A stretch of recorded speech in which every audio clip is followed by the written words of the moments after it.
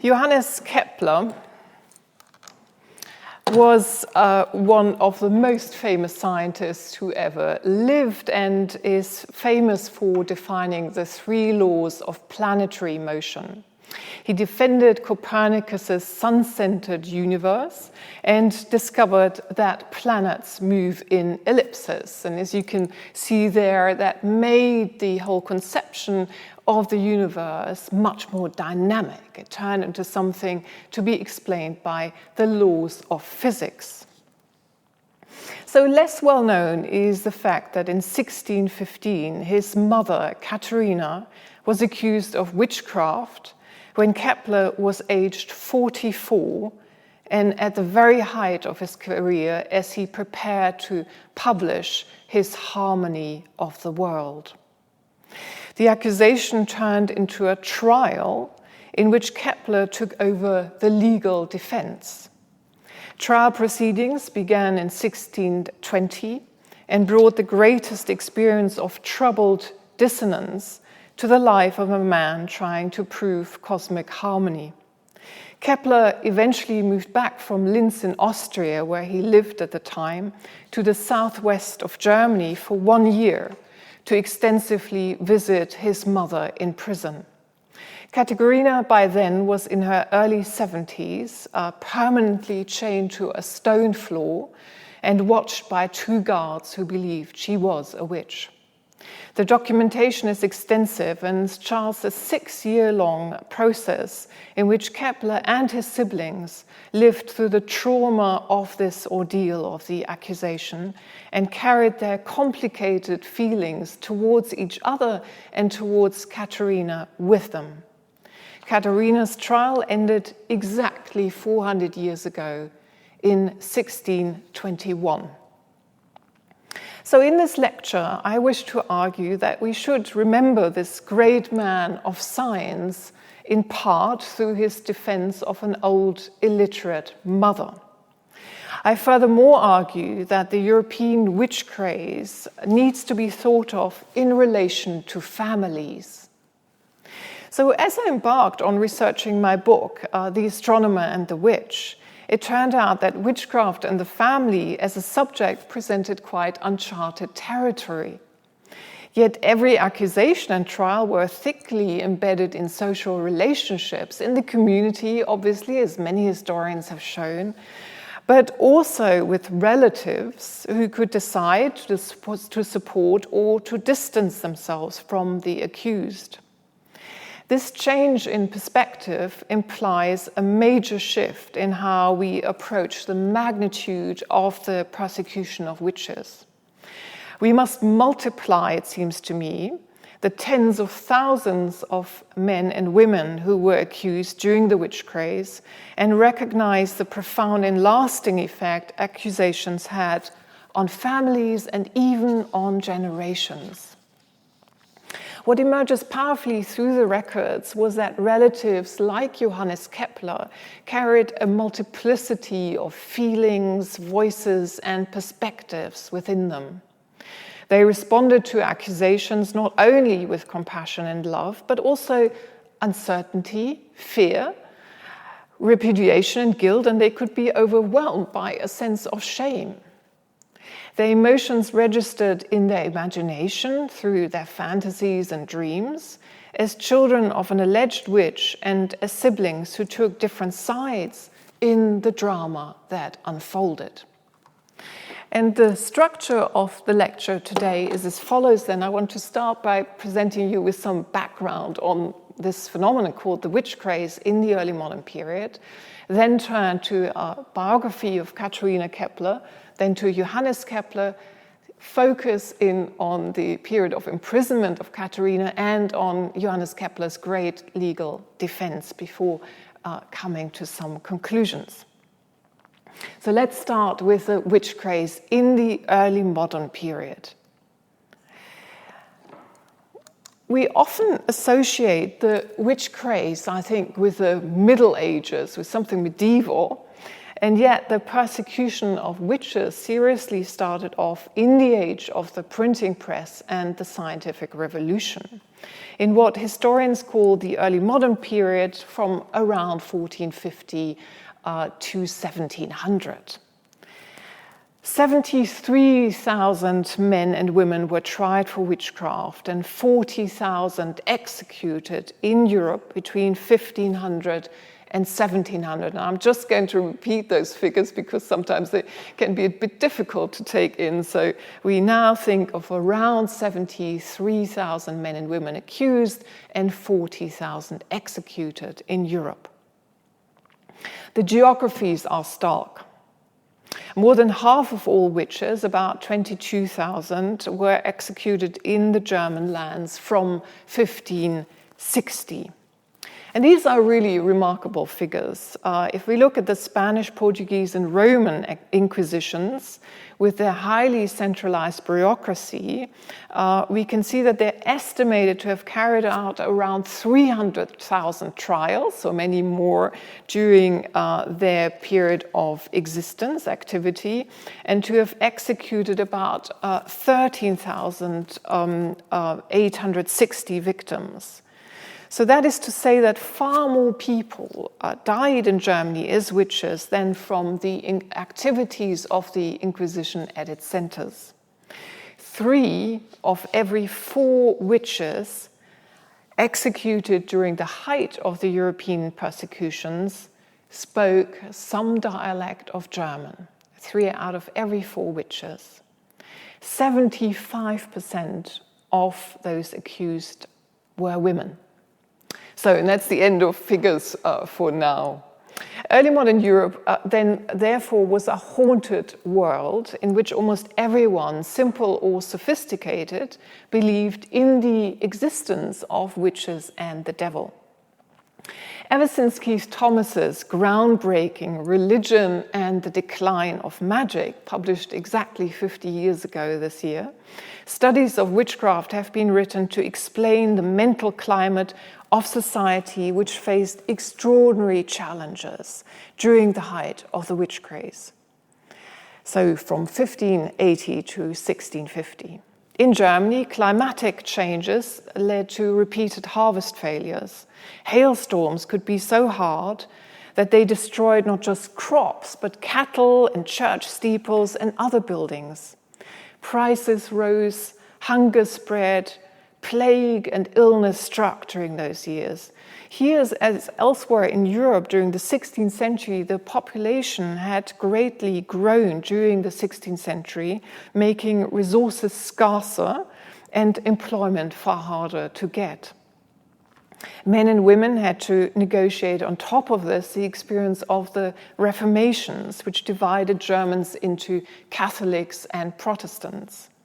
The Counter-Reformation gained force in Germany from the 1570s onwards, heightening religious and political anxieties.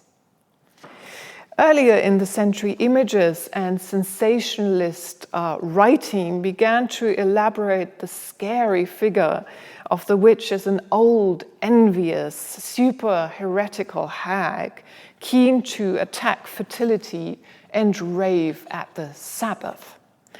Now, what's a Sabbath? A Sabbath was a demonic mass gathering, imagined as such, where witches feasted with male devils and mixed their deadly selves. Such fantasies, I think, fueled rather than managed fears. Witchcraft, that was the core of this fear. Witchcraft could be done by everyone. It was this horrific idea which corrupted social trust. Harm could be spread through the weather, through touch, as well as gifts that were very commonly exchanged. An apple could be poisoned, a cake likewise, or a drink. Witches were neighbors, family and friends, or domestic employees transported sometimes to the Sabbath once the devil had handed them an initial supply of his salves. Although it's important to stress that not all of these narratives by far involve the gathering at the Sabbath. So old women like Katharina Kepler were more frequently demonized. Johannes Kepler himself thought that his mother was accused because old women were hunted down in his age. And we can track this disturbing process of how old women came to be defined as ugly and possibly demonic through images. And I want to show you a few of those. As this German statuette from around 1530 shows, it's anonymous and it is in two British collections here, the Fitzwilliam Museum collection in Cambridge. It's also the Victoria and Albert Museum. As this statuette shows, it was still possible at the beginning of the 16th century to attract collectors with images of old women who were marked by childbirth, but nonetheless beautiful, dignified, and erotic. This visualization of women, however, then disappeared for centuries. It got overlaid with another visualization of women as old women as witch-like for the next decades.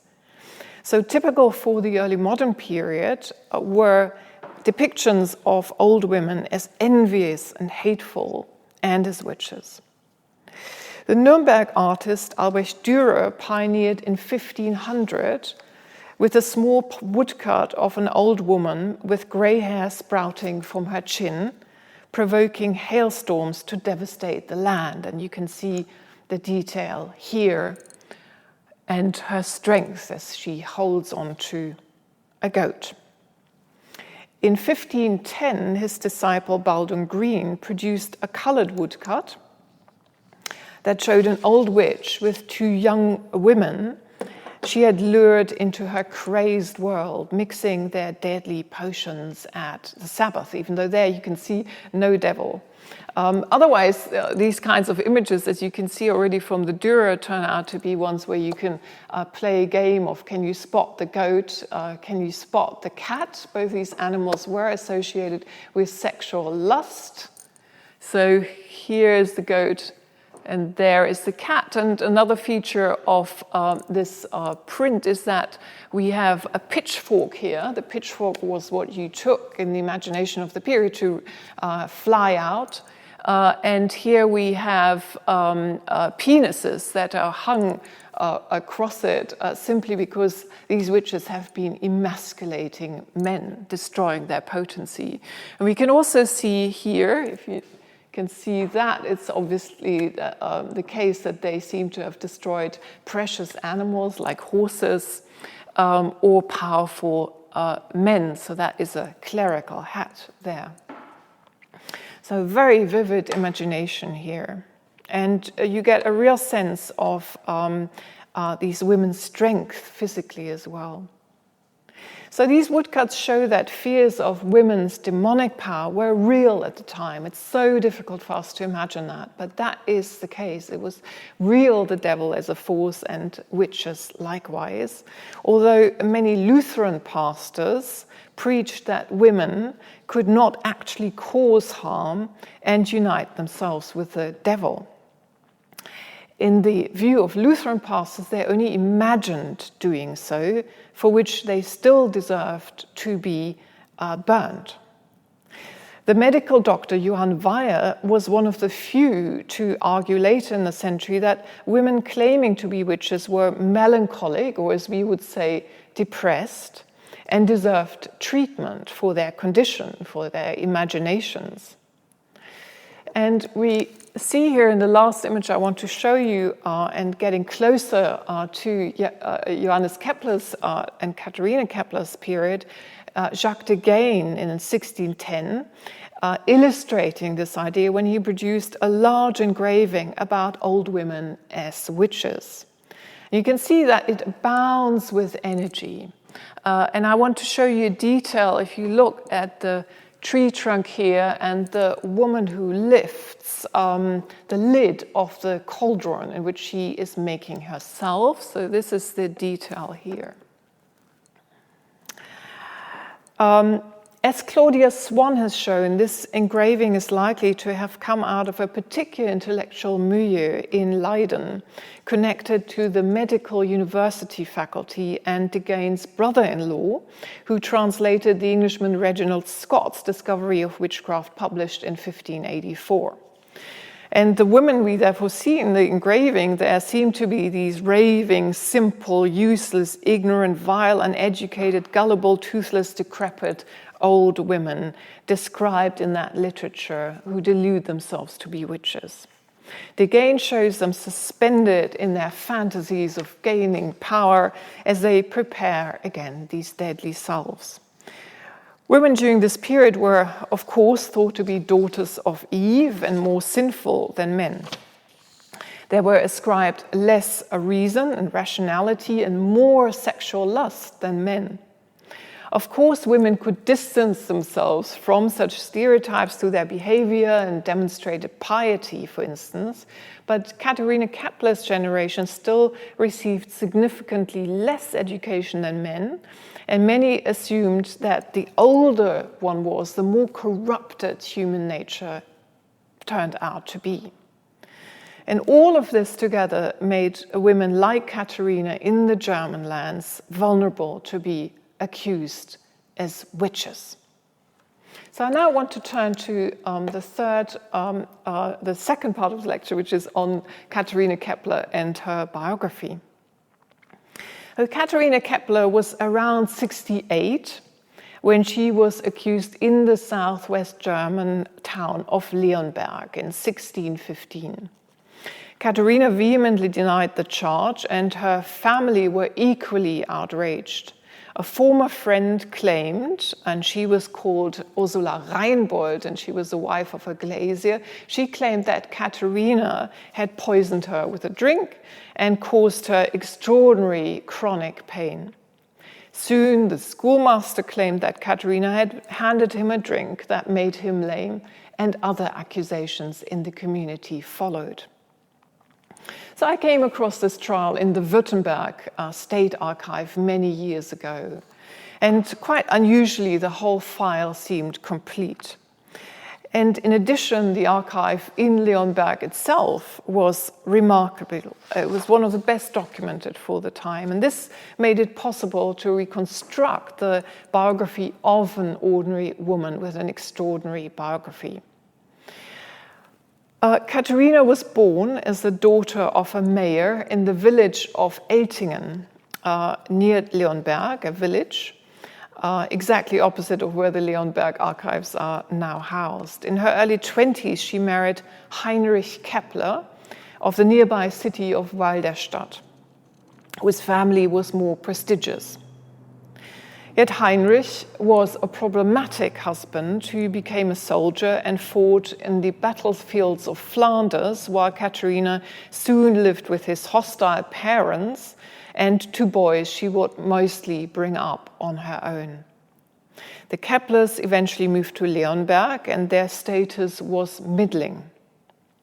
Johannes began his schooling career age 7, and it was obvious that he was a very gifted child. He was picked up by boarding schools for gifted children and later gained a scholarship at Tübingen University.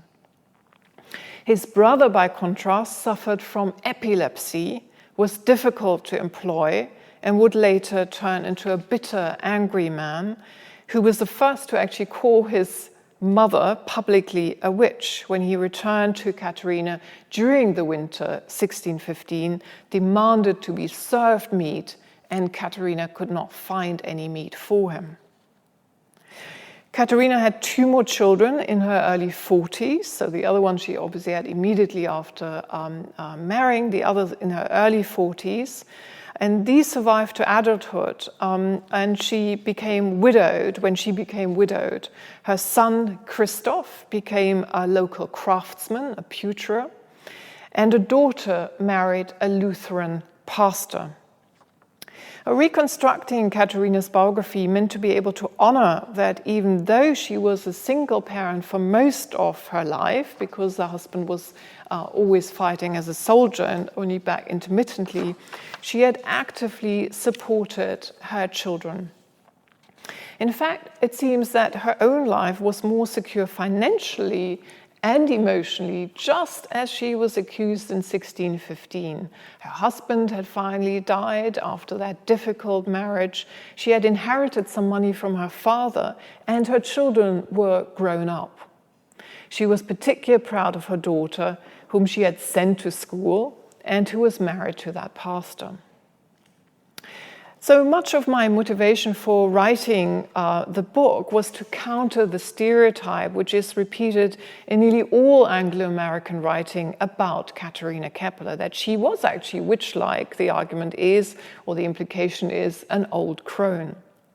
One novel about Kepler even includes a scene in which Katharina cooks bat wings with 3 old hideous women friends and clearly is involved in making magic. Yet the documents prove that Katharina Kepler used herbal medicine just like everyone else in the community and never to make a living. And there was no pharmacy at the time in Leonberg or the area. Moreover, she was not known to be quarrelsome. I've looked at all of Leonberg's court books, and she's not registered in any one of them, even for slander. Leonberg numbered around 1,000 inhabitants and was tightly regulated. As you can see, its distinctive geographical position facilitated a sense of tightness. Yet a woman like Katharina Kepler was not enclosed in her community.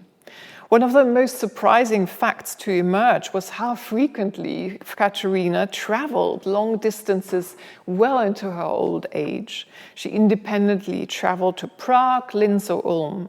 In fact, she decided to shelter from the pressure of the accusation against her for prolonged periods through staying with Johannes Kepler, and just as he was working on his most important work, the harmony of the world.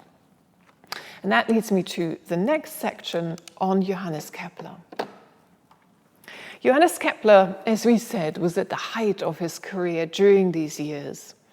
He certainly must rank as among the most influential scientists ever who came from a disadvantaged background. Whereas Galileo's father, for instance, was a noted scholar of music, Kepler's father, as we've seen, was a soldier who kept running away from the family. Johannes Kepler, by contrast, soon emerged as that extremely talented boy. He was picked up by one of the most advanced scholarship systems in the German lands and lived a lot of the time in boarding schools rather than at home. Soon he gained the position of an imperial mathematician. By 1619, he lived in the Austrian town of Linz and was filled with extraordinary confidence in his unique ability to understand God's universe. Kepler actually believed that he had the insight to understand God's building plans, that God had sort of waited for him to unravel them, and that, of course, was in many ways the case. But also God's playfulness and jokes manifest in nature. Creation to Kepler was about more than the laws of planetary motion he famously defined. And I want to show you 2 illustrations that bear out these 2 sides of Kepler. We often think of him as a mechanistic philosopher or interested in geometry and order. And what he does, and this is an unpublished facsimile from a letter his first wife wrote, which he then took as scrap paper, and it gives us this unique glimpse into his everyday practice, which was just a lot of drudgery in arithmetical calculations. And why was he doing that? He was trying to calculate the distance of the planets. And he himself found that quite boring, but he also knew that he was the only one who could really do this at a sufficient standard from observations others had made. And what fascinated him, as I said, on the other hand, was, of course, God as a playful creator. And he thought, as many others did in that age, that creation was still ongoing. And here's a puzzle that no historians of science have solved so far. So if we don't look at modern editions of Kepler's work, but at his books, we see these wonderful woodcuts. And no one's been able to explain just why it is that we see flowers and pears, it seems, in some of them, or these wonderfully animated images of the sun. But I think, one answer is that was expressing his view that this was a universe filled with beauty, playfulness, and ongoing creation. So once his mother had been imprisoned, Kepler stored up all his belongings to move his entire family from Austria to Germany. He had no idea how long the trial would take or what its outcome might be. But before he left, he commissioned this portrait. Today it presents us with our only clue as to what Kepler looked like as he entered his 50s, lived through the final phase of his mother's exceptional trial, and traveled across lands ridden by the 30 Years' War, disease, and destitution. With his right elbow assertively placed on one hip, the imperial mathematician in midlife exuded distinction and intellectual alertness. Kepler, in fact, somewhat obsessively thought about his mother as defaced by age. This painting showed Kepler as an impressive man at the height of his powers.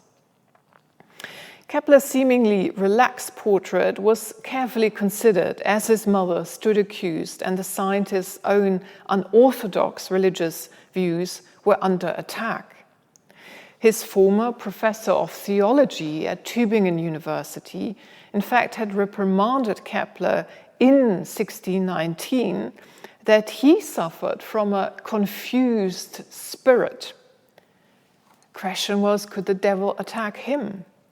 Kepler wanted to create a different image for himself, not as anxious, angry man, but as assured and composed.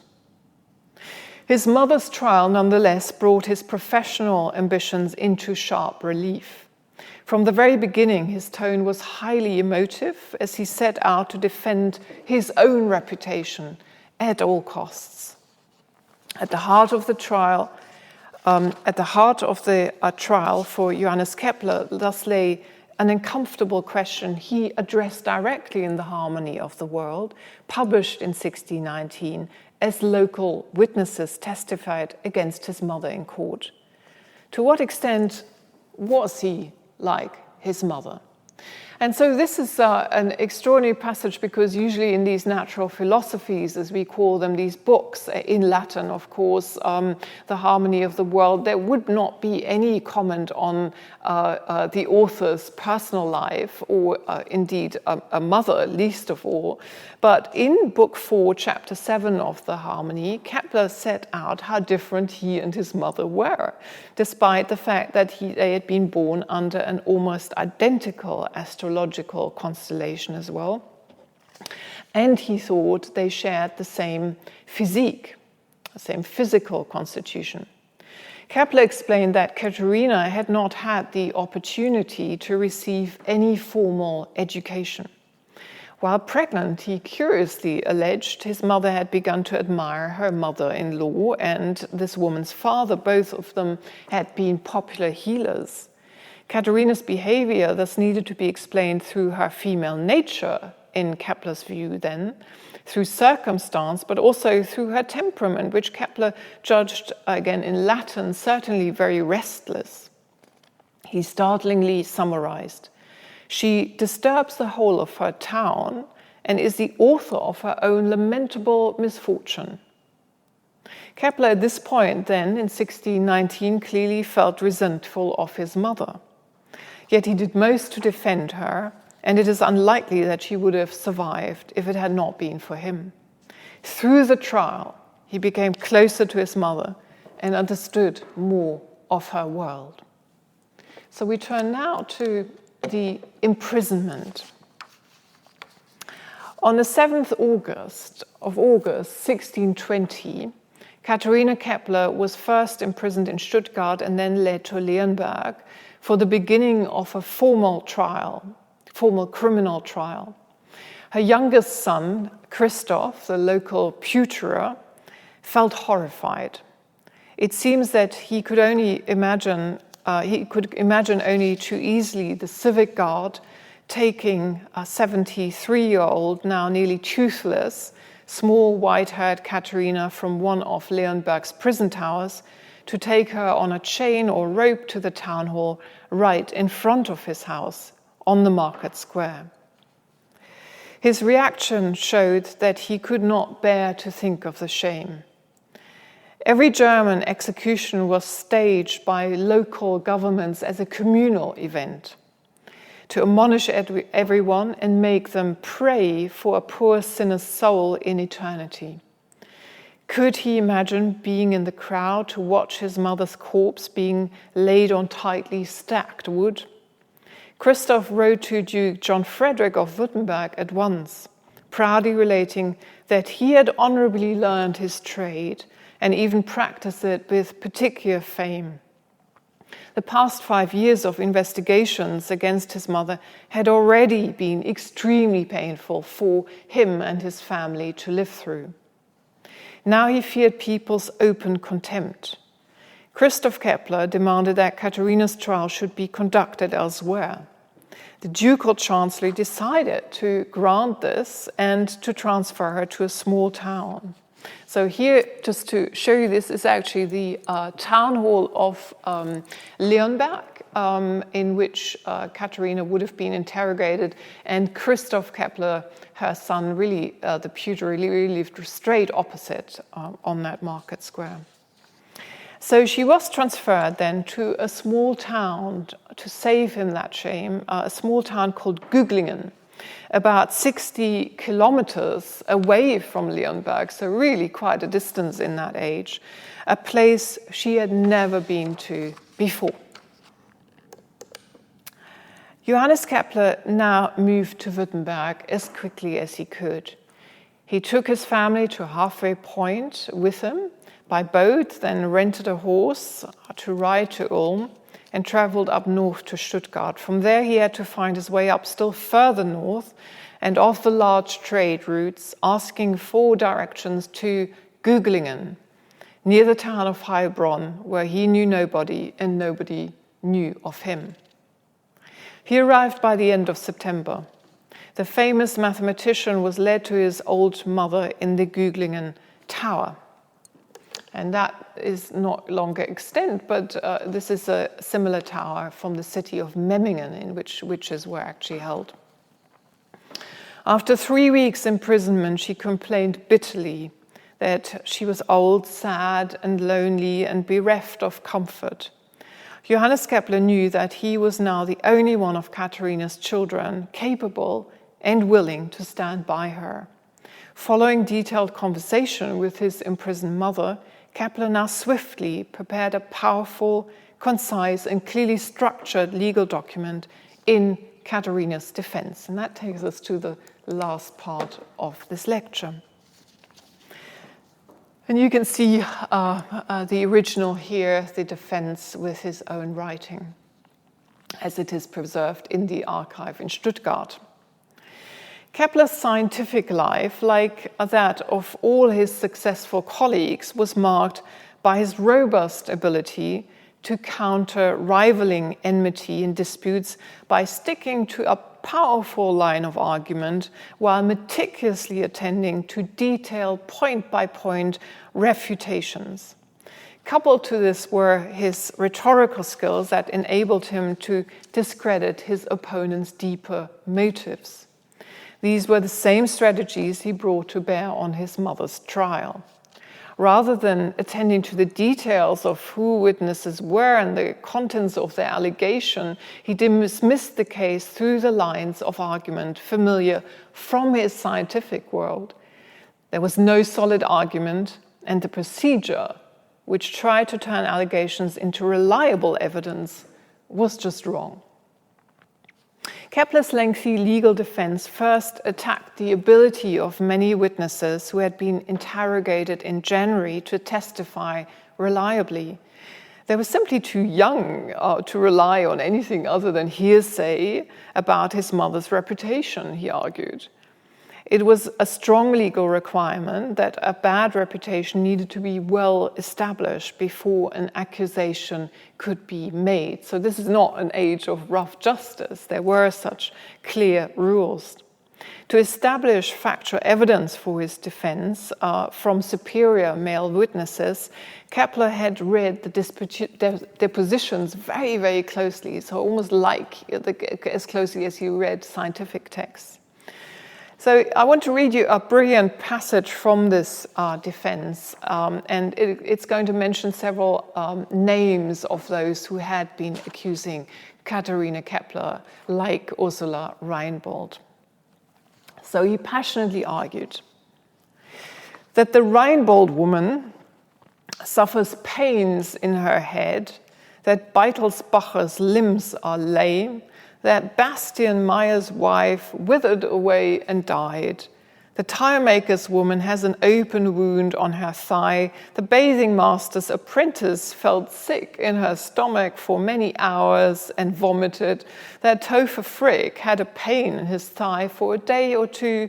That the late pastor of Gerbersheim's daughter had a sore foot. That Daniel Schneider's children died. That Haller's little daughter had a sore arm, that Jürgen Belzen lost a sow and Oswald Zahnen a calf, and that Michael Stahlen's cow was restless and ailing but soon recovered. Nevertheless, taken together, these stories and facts do not necessarily constitute specific acts of witchcraft. Many persons, both male and female, die every day of consumption, and still more children of other diseases. Many people are crooked or lame. There's no need to waste the judge's time with the death of cattle and swine, which is an everyday occurrence.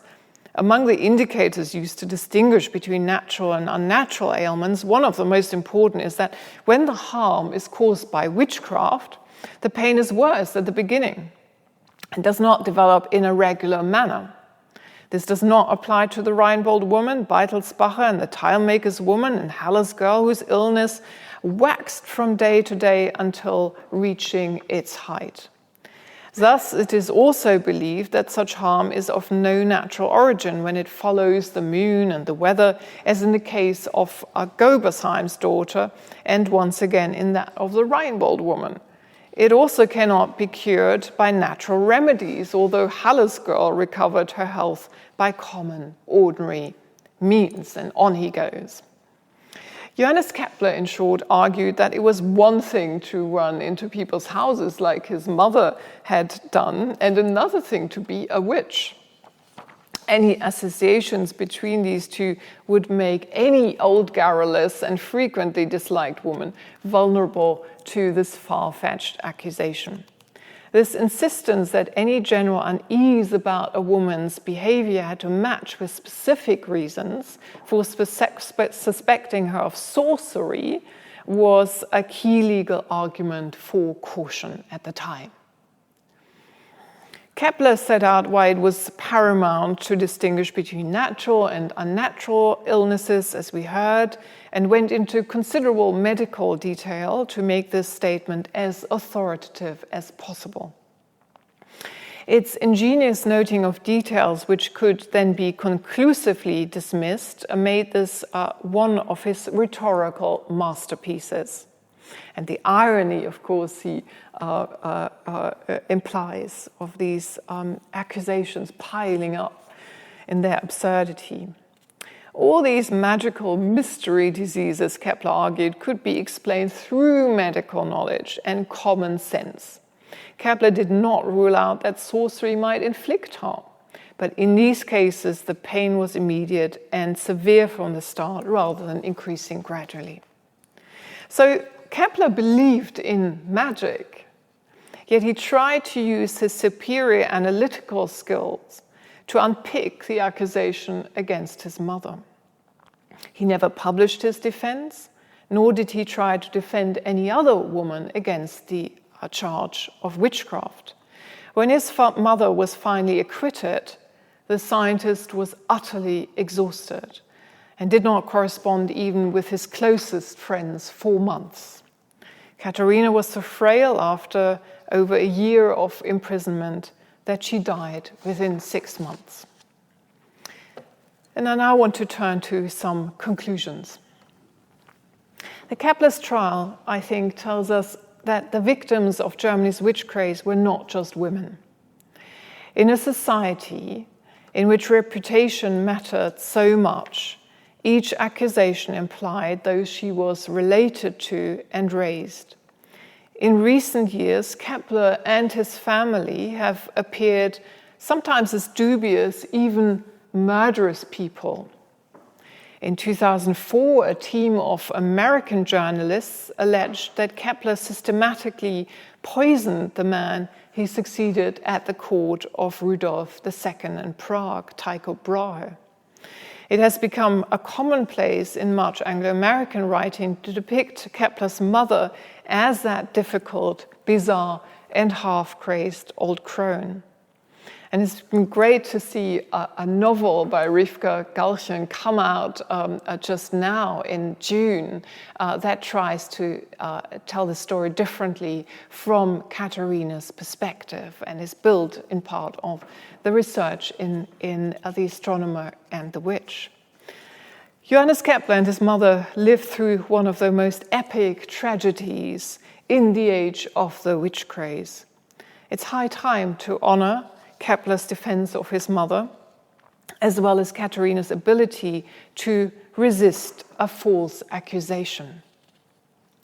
Yet in doing so, we need to be mindful of past commemorations.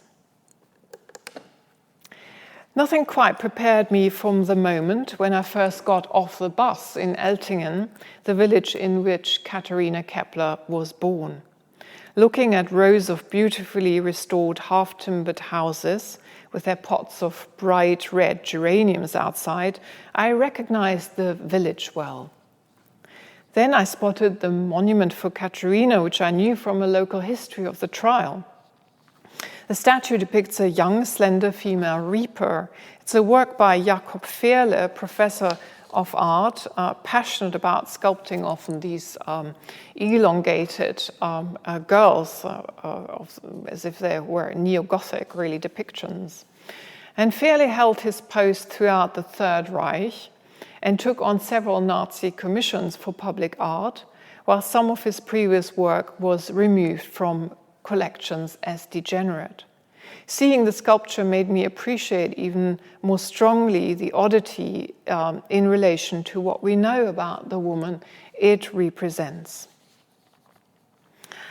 This village street prides itself as one of the prettiest in South Germany.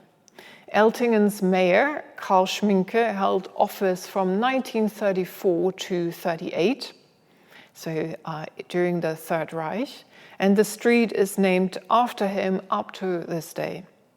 It was his project to demonstrate the new spirit of the Nazi takeover in what had before been an overwhelmingly communist community. A small space was created for Katharina Kepler's monument to serve as a symbol of this community's community of peasants and workers. As Schminke said, a symbol of work and industriousness. And he explained that in his opening speech in 1937. Upright as a community, proud and strong. The mayor's speech evoked the whole street as a site of memory, which had witnessed much hardship during many years of plague and war. Schminke praised Katharina's combative nature, her strength and her unique character and love of truth. He even argued that her steadfast denial of the witchcraft charge had paved the way for ending persecutions in Germany as a whole, which is absolutely not the case. People of Eltingen, be proud of this work, your village well, the landmark of your community, Schminke emphatically exclaimed before unveiling the figure. Strikingly, the monument represents Katharina as a young woman. It is as if showing her as an old woman, as that old woman she was in 1615, remained unrepresentable. Nor was she a heroine, but why should we turn her into one? Today, the denigration of aging in women persists through an obsession with bodily and mental decay. It is high time for another commemoration of Katharina Kepler in the village she was born in, not through an idolizing Nazi monument, but through a sculpture that pays tribute to her achievements as a mother of an unusual boy who was highly gifted and one of the most famous scientists and most significant scientists who ever lived, to her resistance to the notion that she was an ally of the devil, and to her and many other women suffering in their old age. Thank you very much, Professor Rublack. We've got some questions for you from the audience online. Let me start with this one, which has got a lot of votes. Katharina comes across as a strong, independent, lone, brackets, no husband, brackets, woman. Was it more common for unmarried or widowed women to be accused of witchcraft? So you can see that, I mean, it's very difficult to do systematic analysis, but I certainly think they were more vulnerable, and you can see just why. I mean, rumor build up over a long time, usually, the rumor that someone might be a witch. And in this process, of course, it's already really significant who you're related to, who backs you, who your friends are. And of course, married and securely married women had a stronger standing and were protected by their husbands. And so she clearly was, that's absolutely right, incredibly strong in dealing with the fact that her husband was away most of the time. Every time he was back, it was very difficult. He clearly was someone who was, we have lots of evidence for that. He couldn't hold down other jobs. He was a very impulsive, eruptive man.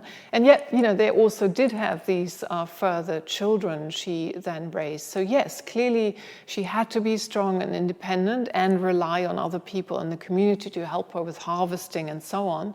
But then she also became more vulnerable.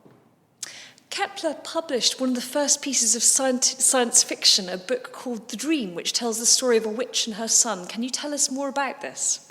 Yes, so this is a fascinating text, The Dream, which he begins as a student and then continues in Prague. And it shows his genius, because what he's actually doing, the scientific part of this science fiction, is he imagines what the Earth would look like if seen from the moon.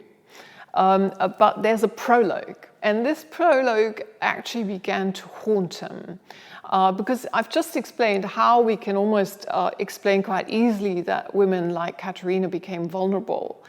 But for someone like Kepler, who went through this trauma, and that's why I would call it a trauma, he returns to Linz and unpacks his boxes, and he's actually still left with this question of how could this happen to us? And in trying to explain it now, and this is psychologically fascinating, despite the fact that he's the one who defends his mother, as we've seen, he suddenly starts to feel guilty and blame himself, because he unpacks this manuscript of the dream that was just not printed yet, and he looks at the prologue, and the prologue tells a story of a son and a mother. And the son is very much a scientist like Kepler, and the mother is a witch, who then has a relationship with a good demon who grants her these insights into what the Earth would look like from the moon. So Kepler now spins this story of guilt that actually this manuscript must have circulated from Prague to Tübingen, and that it's this manuscript, the story he fabricated, that gave people that very idea that his mother was a witch. And what he does in a way to get over this trauma and deal with the aftermath, and also his mother now having died, is that he edits this work and prepares it for publication. And it's a crazy text to look at. It's got lots of footnotes, which wasn't usual for that time yet. And every footnote says, well, I had this idea, it was nothing to do with my actual mother, because I had read this in another book. Or he says, well, actually, it's very difficult to always be clear about where the lines between magic and reason lie. So it's a fascinating text, and that is the psychological story behind him preparing it for publication. Do you think Kepler's mother was accused of witchcraft because of Johannes' scientific work, or inversely because they saw her as an old woman and did not realize she had a powerful son? Yes, I think more the latter. I mean, it's a interesting question to ask how well known he really was in the community. I mean, obviously he only published in Latin. Very few people would have been able to read that, if any. I mean, there's no in the inventories that are very fully extended. Nobody owned a Kepler book in Leonberg. The way he was addressed was in the German Hell. So Mr., which had a connotation of honor. So they were, of course, aware of his status in that to an extent, but it's just that through the records you don't really get any sense, because that would have been such a clear hypothesis that it was something about her being unusual because he was unusual. You don't get any sense of that reading the documents. Do we know if Katharina was allowed to be buried in consecrated ground? Yeah, so this is a real mystery, in fact, what happened to her after she was released from prison. And as I told you, she lived for another 6 months, was clearly very weak. And the mystery is really where she went. And it's always been assumed that Kepler delivered her to her daughter, who also no longer lived in Leonberg because her husband, the pastor, had taken off on a parish elsewhere and wanted to get rid of Leonberg and the damage to their reputation there and where it had been before. So the assumption has been, for no substantial reason at all, that Kepler deposited the mother with a daughter and then went back to Linz.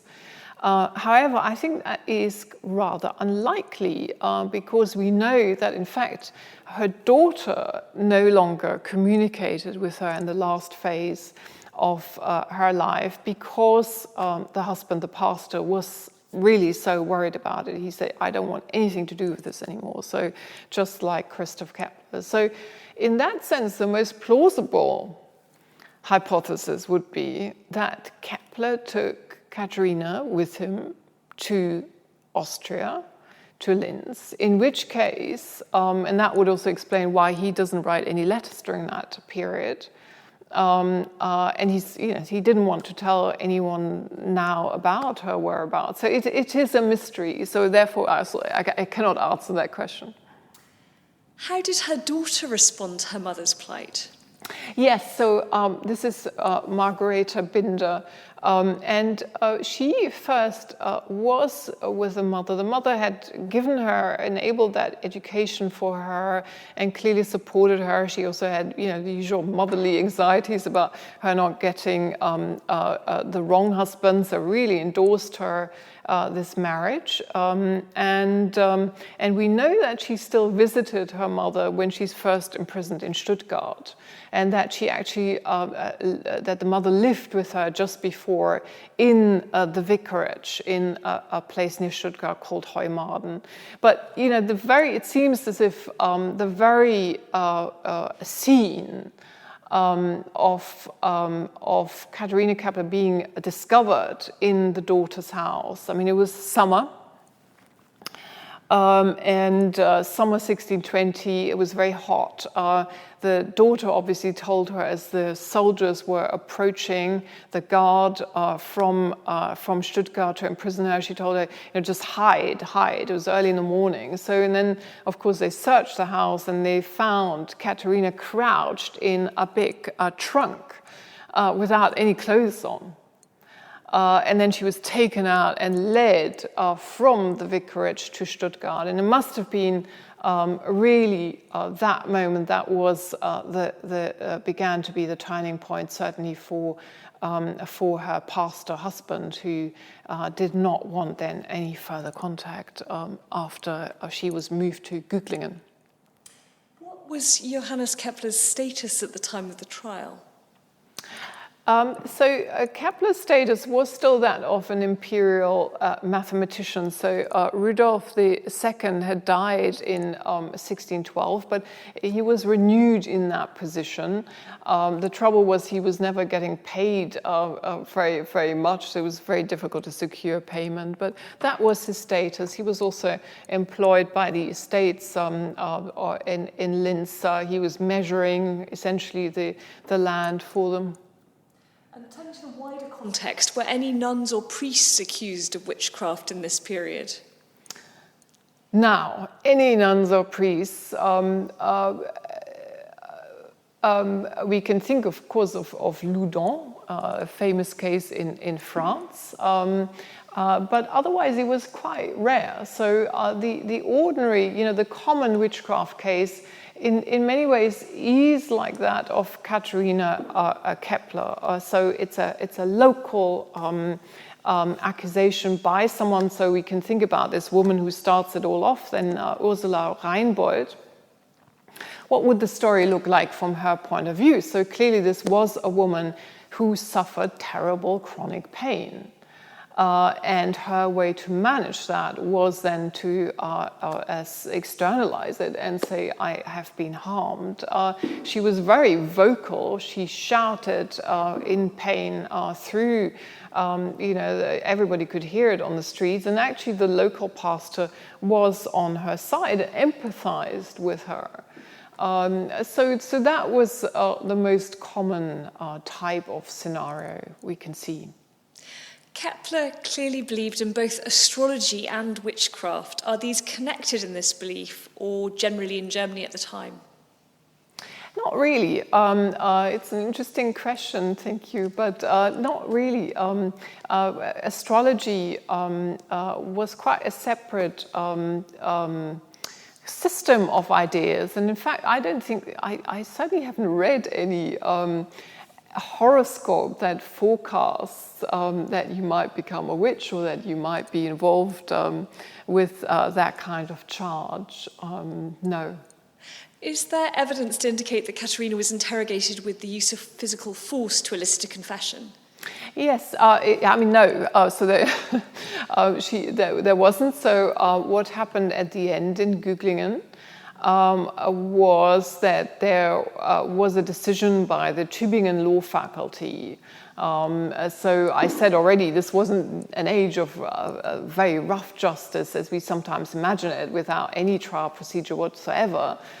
So by then in Württemberg, any decision about whether someone should be tortured or not went to the law faculty in the University of Tübingen. And these men sat down and they looked at precedents and so on. And in Katharina's case, they could have also decided not just to immediately set her free, but they did not decide to do that. They decided for something called verbal torture. And this meant that a hangman was asked to come in and to show the instruments of torture in a very frightening manner. So the idea was to scare an old woman like Katharina by showing her, for instance, thumb screws. So these were screws that would be tied to the thumb. Sometimes the thumbs came off and pulled ever harder. Or of course the rack, you were tied to the rack and then hoisted up and you were just left hanging there. Sometimes weights were then put onto you. So he would be a great showman, the hangman, the executioner, who would lay all this out and say, well, you better confess in the end. So interestingly, the word misogyny did not appear once during this excellent presentation. Was this intentional? Was it intentional? Well, the question is with misogyny, I think I'm perfectly happy to use it because these stereotypes were really applied very broadly, of course, to women. I mentioned that they were, of course, seen as daughters of Eve, and to old women. I'm happy to use it. The question with these terms is always, what intellectual work do they actually do for you? Are they just a label to stick on, or do they do any conceptual intellectual work for you? And I felt in this paper it wouldn't do that work for me. Thank you so much, Professor Rublack. If you have come to this lecture, we'll send you a follow-up email in a couple of days' time with a link to the transcript and the video so you can watch it again. And in the meantime, we've got a lecture tomorrow by Sheila Kanani on Caroline Herschel, who's the first female professional astronomer.